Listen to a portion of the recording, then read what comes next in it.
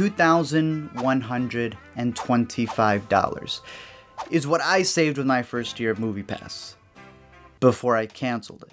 And look, I don't have an affiliate link with them. I'm not in cahoots with any of the theaters that are trying to push them to become popular. I don't have any sponsorships unless, you know, they want to hook it up with a year that's free, but I was with them for 2 years, then they had that year when they went berserk, and now they have this crazy new plan, and I just pretty much want to break down all the good, the bad, and the ugly about Moviepass, and maybe convince you, maybe not convince you to try out the product. Now, in case you don't know what it is, it's supposed to be like Netflix, but for theaters, where you could watch as many movies as you want in the theater with, of course, some limitations, and all you really have to do is go buy a computer, go to www.moviepass.com, you sign up, they send you this debit card that's pretty much a Discover card that's serving as your Moviepass.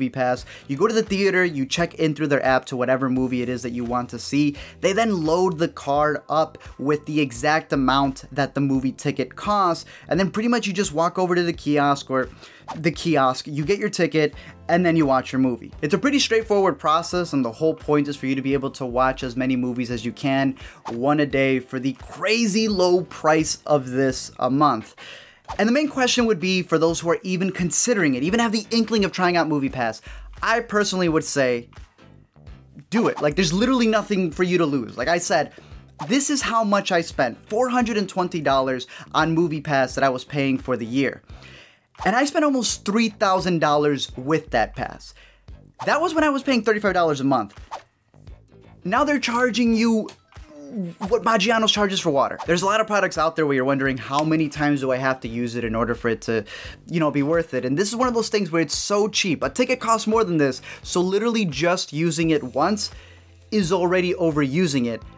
And then you still have an entire month of movies that you can watch, and I was watching like 3 to 4 a week. On top of that, with the new rules that they have, there's supposed to be no contract, so if for whatever reason they try to change things, or the price, or they sign up and make a deal with North Korea, you're pretty much allowed to dip. All that being said though, I do want to break down some of the things that they're never going to tell you, because going back to, I want to say it was like 2009, maybe 2011, when they started it off, it was kind of the similar thing, except they were using like coupons, and you would have to go to the theater and they ripped off the coupons. So when they changed over to the Discover card, it made things a lot more convenient, even though it kind of makes you think that this is like food stamps for movies. But even though they made the process a lot easier, there's still some bumps in the road. And like I said, I love it. I highly recommend it. When I used it for the 2 years, it was like the best experience, and I believed in love. But the thing is that there are some hiccups along the road. Like when you show up and you realize that the app's running like Windows 95, and there's moments where the GPS won't connect, or there are moments where the showtimes won't show up. And it's kind of an issue because Moviepass not only limits you to like 1 movie a day, which I've heard there's a loophole, but it also limits you to only watching a movie for that specific day without purchasing tickets in advance, which there's also no loophole for. They also have limitations on IMAX and 3D, which one you should never be watching 3D, but if you wanted to watch IMAX, literally you could just purchase your ticket and then just go up to the box office people and be like, yo, upcharge me and I'll pay the difference to go watch the movie in a better quality theater. But I will give them this. I've had troubles with some of the customer service in Moviepass when I've called them up, Linda. But there is one thing that I think is super cool about them, and that's that if you're ever like glitching out with the app and it's not working, you can go buy your own ticket. Pretty much you just take a picture of it, you email it to them, and they will send you the money. They will reimburse you for the money you had to spend because their product wasn't working. But all those are really small things, and that leads us to the biggest problem of them all, and that was the reason why I stopped using them, because, as I said, I used this product to the fullest. And then they kind of punished a lot of people. I was one of many people in where they not only saw that, yo, we kind of created something where we're not making any money, and Moviepass to this day is a company that ain't making no money. That's why they hired the guy from Netflix to come over and try to help and shape things. But the first thing that he tried to do was to kind of weed out and get rid of all the people who were really using their service by bumping up the price from 35 bucks to $99. And hey, I get it, it worked. A lot of people who were using it the most were like, yeah, I'm not gonna pay $99 for this, and just dipped. It was a lot cheaper to just go to Matinee Tuesdays or whatever it is that you needed to do. But then they implemented other things before that, like the 24-hour clock, which, yeah, you can only watch 1 movie a day, but this was a thing where if you saw a movie at 7 on a Thursday night, on Friday you had to wait till 7:01 to be able to check in and watch another movie. And they were clever because it ended up limiting people from watching stuff.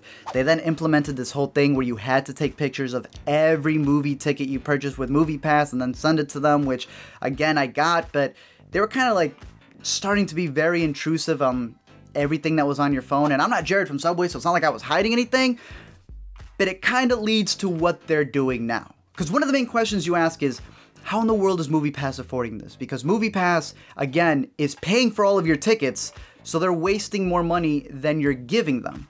Well, originally the plan was that, hey, they're expecting people to sign up for 35 bucks a month. Some people ain't gonna use it. So even though there's gonna be some people who overuse it and drop like 2 Gs, they're gonna be able to make money off of those people. That didn't work. Their new plan was to get a buttload of money by selling out to a marketing agency, this analytical agency named Helios.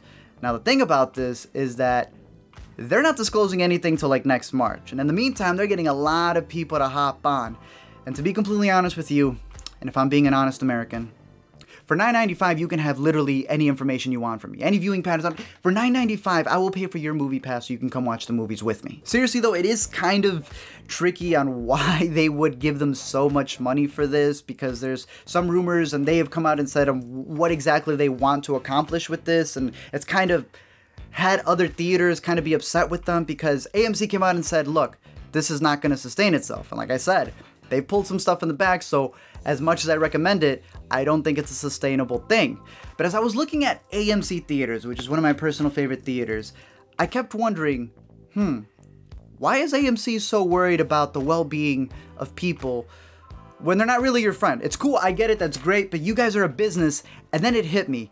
The two things that Moviepass is trying to do with Helios, besides just get all of your information, is that one, they're expecting this revolution to happen that's going to cause theaters to lower their prices, and I can guarantee you AMC is going, heck no.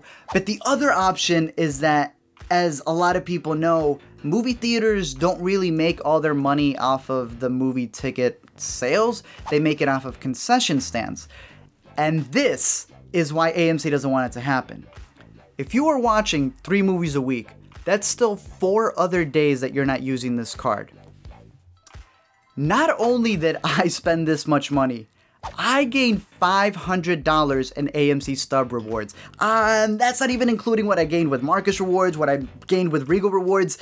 Cinemark's sucks, but the point is that AMC knows that people can literally, if they drive by a theater or just live by a theater, if they don't feel like watching a movie that day, they can literally use their check-in for that day for whatever Bollywood movie you know they're not going to watch, and just bank off of those AMC stub points, being able to raise them up.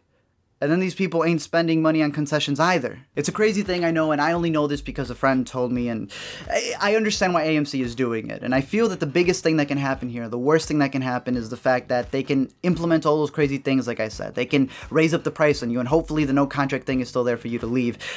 I don't know, maybe Helios, when they come out in March and tell you everything they were doing, turns out they're Skynet and they were just trying to hack into your phones. But for $9.95 a month, and as being a user who had it for 2 years and just completely adored it and actually believed world peace would come from it, I say go ahead and try it. There's nothing that you're really going to lose because it's $9.95.